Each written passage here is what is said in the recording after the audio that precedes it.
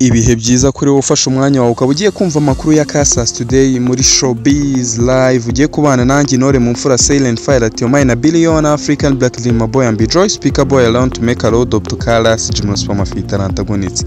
Reka tuvugane kuri iyi nkuru yacu dufite uyu munsi muri Showbiz Box. Ni nyuma gato yuko Jay-Z ashinjijwe gusambanya umwana w'imyaka 13 mu mwaka w'ibihumbi 2000, ikinyamakuru Forbes cyakuye izina rya Jay-Z mu mazina ya Beyoncé. Ibi ni bidasanzwe kuko Forbes yari isanzwe izwiho gukora intonde zitandukanye. Yakuye izina rya Jay-Z mu mazina y'umuhanzikazi Beyoncé.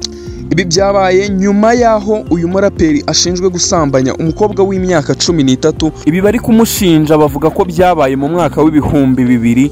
Aha Jay-Z yari atarakundana na Beyoncé ngo bagere no ku rwego rwo kuba babana. Nyuma yo kurushinga na Jay-Z mu mwaka w'ibihumbi 2008, Beyoncé wari usanzwe yitwa Beyoncé Giselle Knowless yongeye izina Kata ry'uyu mugabo we usanzwe yitwa Shawn Kata mu mazina ye.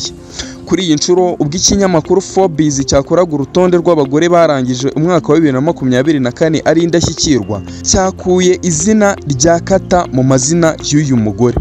Bamwe mu babonye ibi bakananariza cyane bakora ubusesenguzi bwabo bwimbitse bakoresha internet, bagaragaje ko iki kinyamakuru cyabikoze gishaka gutandukanya Jay-Z na Beyoncé bitewe n'ibi bihe barimo aho bugarijwe n'isi yose ku cyaha Jay-Z ari gushinjwa. Naho abandi bavuga ko n'ubundi Forbes isanzwe yandika amazina ya Beyoncé Knowless gusa nyuma y'ibyo hari inkuru yahise iboneka cyane iki kinyamakuru kigeze kwandika kuri uyu muhanzikazi Beyoncé ubwo yashyiraga hanze umuvinyo we yise Sa Davis. Iki kinyamakuru cyamwanditse mu mazina ya Beyoncé Knowless Kata. Kuba mu nkuru ya Beyoncé yanditswe na Forbes magazine hatariho iri zina Kata ry'umugabo we Jay-Z, naho Jay-Z we icyo yakoze ni ukwamaganira kure ibingibi byose, abyita nk'ibinyoma ndetse kandi anabifata nk'ibinyoma, ari n'ibintu byaje kumurakaza bigatuma avuga amagambo akomeye cyane avuga ko aho yavuye adakina imikino nk'iriya yo gufata abana batoya ku ngufu no kubahohotera, ahubwo we kode ikaba n'ihame ryakuranye ari yo gufata neza no kurinda abana batoya atari ukubasambanya.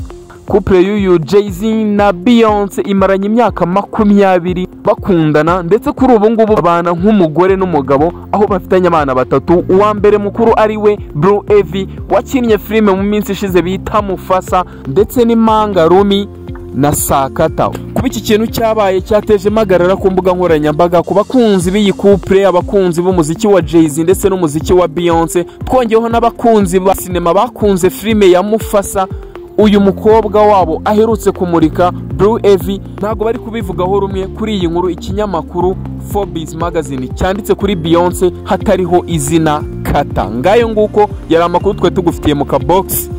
Yari Intore mu mfura mwahuranye Silent Fire at your mind, a billion African black dreamer boy and joy speaker boy alone to make a road up to Kalas Jimos Pamafita antagonist. Don't sleep when you get him, hug life as I am alone.